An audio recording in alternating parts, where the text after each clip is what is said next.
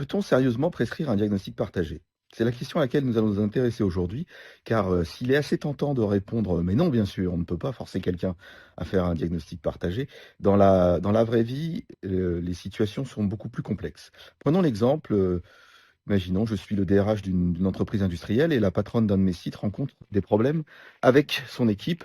Elle est assez désagréable et ça fonctionne pas bien. Et donc je me dis, bah, en fait, ça serait intéressant qu'elle fasse un diagnostic partagé.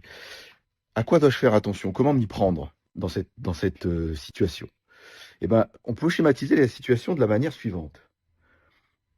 Vous voyez, on a 2 voitures. Moi, je suis DRH, je conduis la voiture jaune. La patronne conduit la voiture bleue. Moi, DRH, je suis derrière, je vois des choses qu'elle ne voit pas. Je vois l'arrière de sa carrosserie un peu sale, je vois les conséquences de ses actes. En revanche, il y a toute une zone ici que je ne vois pas. Et c'est à ça que je dois m'intéresser, parce que c'est comme ça que la patronne voit la situation. Et que si je ne comprends pas la manière dont elle voit la situation, c'est là où le fait de prescrire un diagnostic partagé, je vais être à côté de la plaque.